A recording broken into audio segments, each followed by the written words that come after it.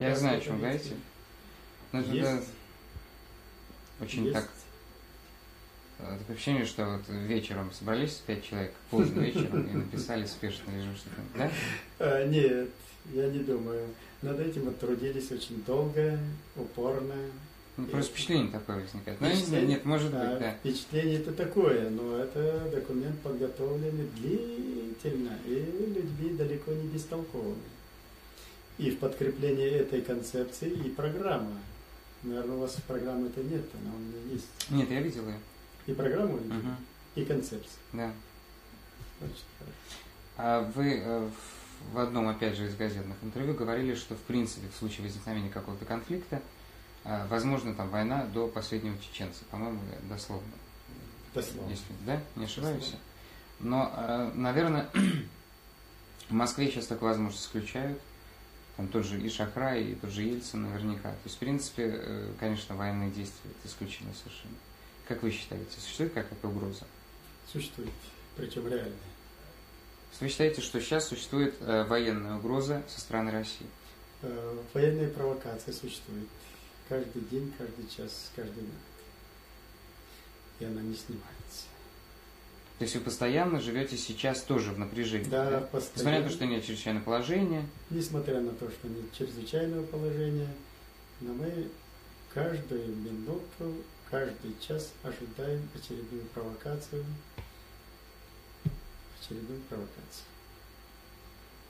которая может вылиться уже очаговую конфликтную ситуацию и далее перевести уже в глобальную конфронтацию сил с дальнейшим развитием. И сейчас очень много почему-то стали писать об угрозе переворота в самой Чечне. Внутриполитического переворота. Так хочется. Ну, может быть. Такая угроза тоже есть, на ваш взгляд? Нет, такой угрозы не только нет, этой угрозе и места нет. В последнее время, как вы заметили, одни и те же картинки, кстати, эти картинки показывают и в Грузии события, и в Абхазии, и в Чечне. Что имеете в виду? События, которые проходили в прошлом году в Чечне, это в период чрезвычайного положения. Как раз эти видики используют по всему Кавказу. Трижды показывали в Грузию и эти события.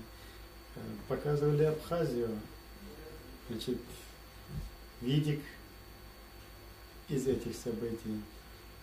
И когда я назначил опрос населения информационный, тут подготовились, потирая руки, ну пошло, поехало сейчас.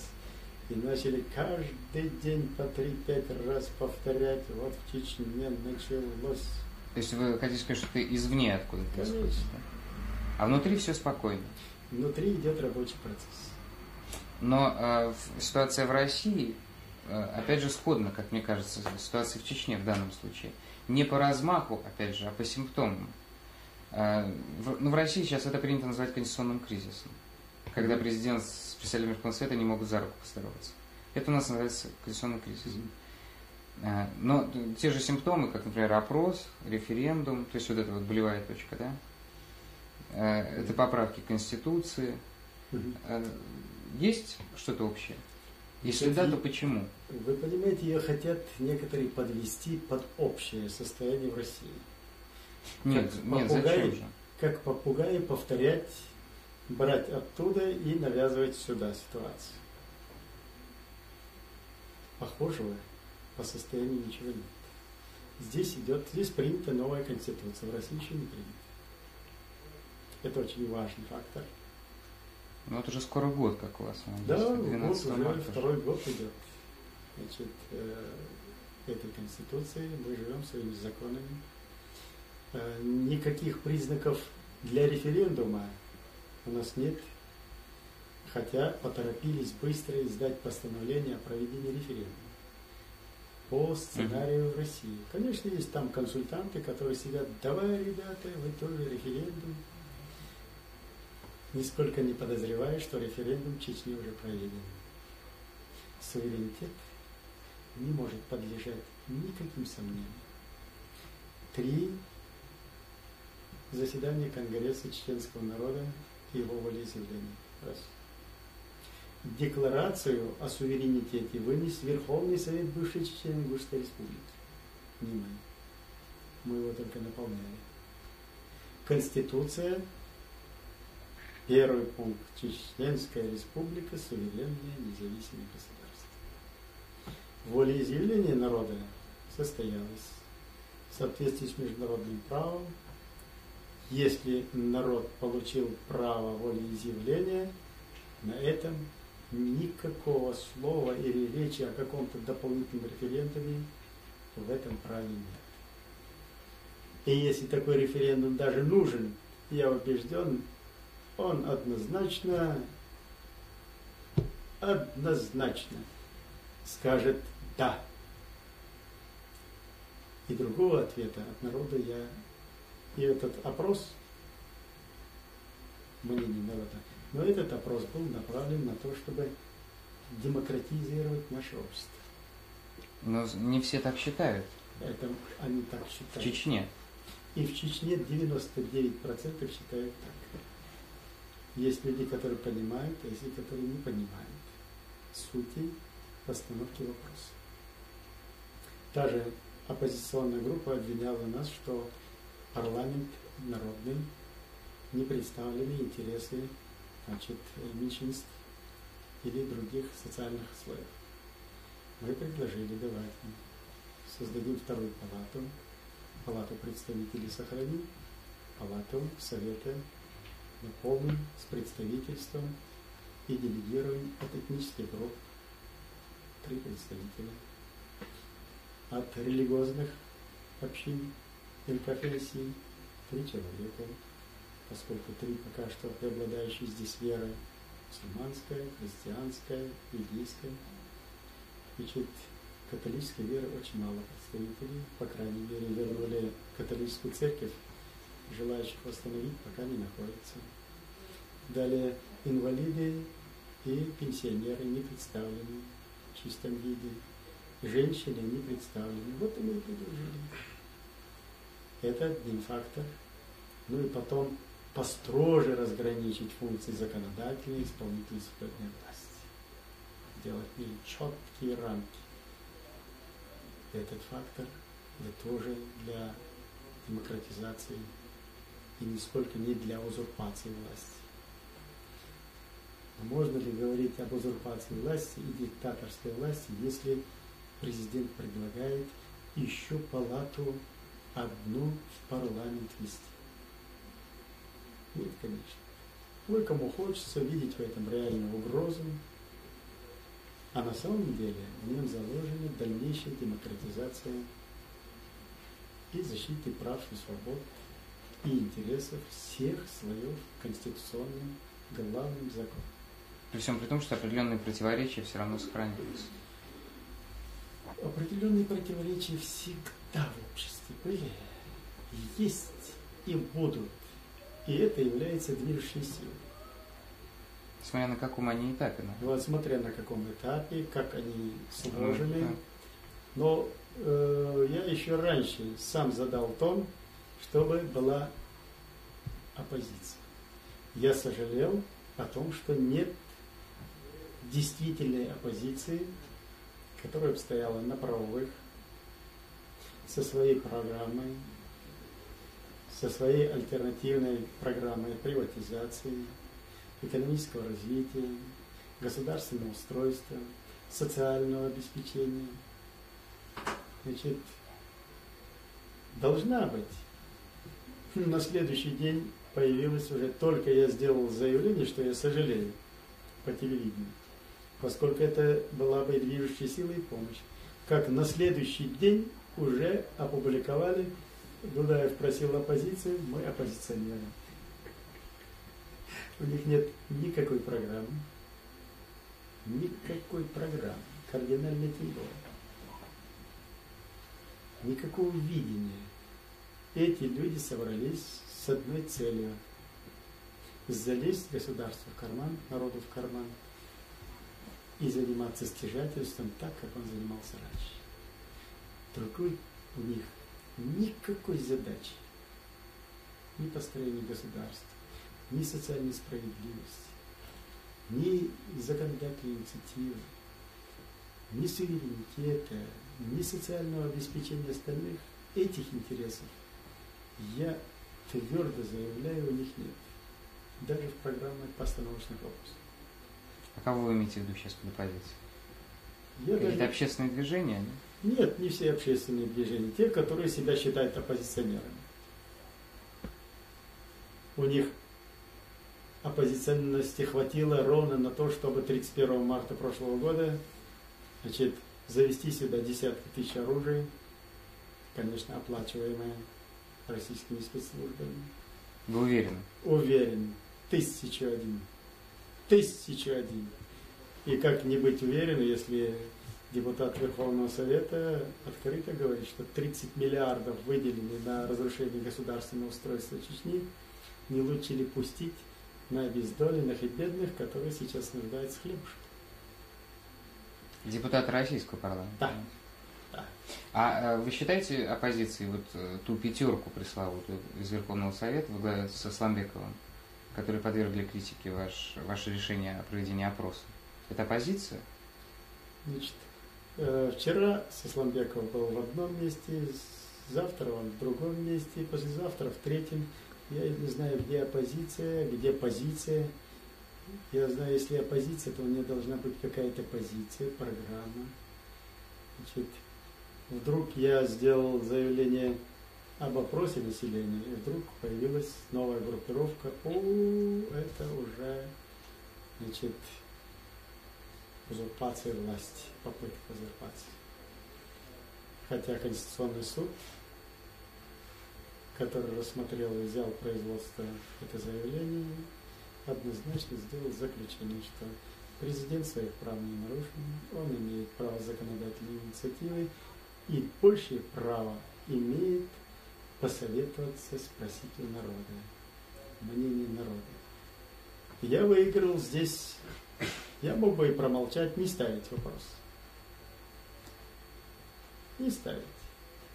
Потому что правовой базой и основой этот опрос не весит. Я здесь выигрывал в любом случае трижды. Прежде всего, сделав опрос населения, если даже отрицательный, все равно я выигрывал.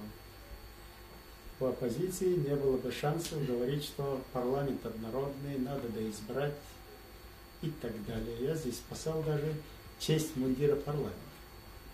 Это раз. Когда остановитесь, народ не признает ваших претензий. Второе. Оппозиция сделала здесь ку-ку, сказала. Как только подняли вопрос, который они поднимают, я поднял, поставил, они стали против этого вопроса. Значит, им не нужна ни демократизация, ни наполнение парламента. Что-то другое они ищут. Например, вас обвинить в стремлении к президентскому правлению. Да. Значит, стремление... У меня достаточно прав. Но, тем не менее, речь же шла, насколько я понял, да, о том, чтобы какие-то полномочия Верховного Совета пришли к вам. Значит, там единственная шла речь о четком разграничении. Полномочий у меня и так достаточно. Значит, сверхдостаточно. Ну вот нечеткость разграничения, скажем, Следственного комитета, который выведен в неподчинении никакой структуре. Вот это наша беда сейчас. Есть преступление, должно быть наказание. А Следственный комитет сейчас тормозит расследование, следствие и отводит от правовых рамок и от Конституции, от права и закона. Поэтому есть место для увеличения преступления, а не пресечения и приостановления преступности. Я требую и буду настаивать, вне всякого сомнения, Следственный комитет передать исполнительной власти или Министерству безопасности, или в прокуратуру, но чтобы он был с кем-то связан в сфере исполнительной власти. Или хотя бы президенту, хотя это для меня дополнительная нагрузка. я, как глава государства, обязан, как бы не было тяжело, заниматься и копаться в грязном белье, моя обязанность защитить граждан, обеспечить их права, свободы, демократию и конституционный закон. А когда есть механизм, который главный выпадает из этой сети, уже есть место и дальше развития. А кому это выгодно, я прекрасно знаю. Те, которые намыли денежки в карманы, им выгодно, чтобы эта ситуация была в таком аморфном состоянии. Значит, за свои деяния не получить наказание, уйти от наказания и в переходный период еще погреть дальше, греть, грести и так далее. Вот с этой целью. Я не думаю, что это дополнительная нагрузка. Вы в народ ходите? Конечно. Часто? Часто. А как это вообще бывает? Это бывает, я хожу на предприятия, заведения, учебные, особенно лечебные, медицинские учреждения, в села,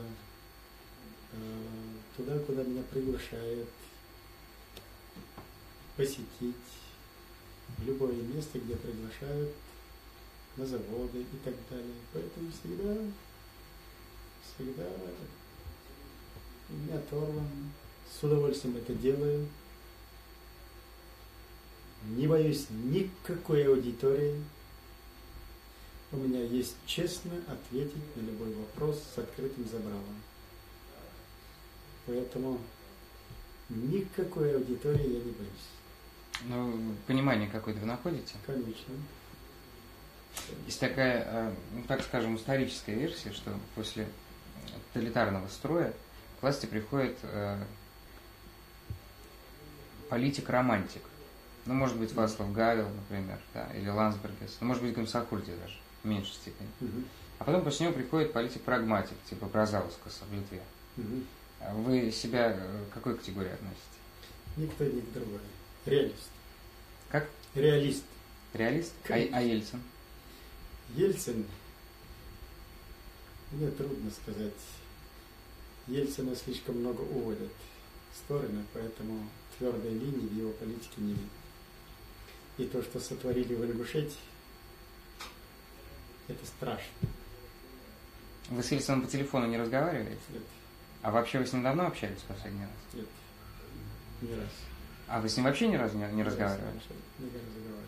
То есть там только через Шахрая, допустим? Или там... Я с Шахраем не собираюсь даже разговаривать. Значит, Шахрай и его команда принесли нашим братьям-ингушам и осетинам такую тяжелую беду, что трудно аналог представить в самые жестокие времена прошлого. Шахрая я назвал, потому что вот он как бы здесь был, да, недавно. А с кем тогда он, в принципе, от России, как бы, от Ельцина, кто там? Значит, все хотят провести переговоры, минуя меня. Ну, я думаю, что это не серьезно. Ну, они понимают, что это не серьезно, на самом деле. Нет. Это... Хотят, минуя. А с кем тогда вести переговоры? Ну, с кем-нибудь, с какой-то оппозицией, или кого можно перетащить на свою сторону. А с вами кто-то пытается выйти на переговоры вот так вот впрямую? Пока единственный человек, который был определен для ведения переговоров с ним, это Бурбулис.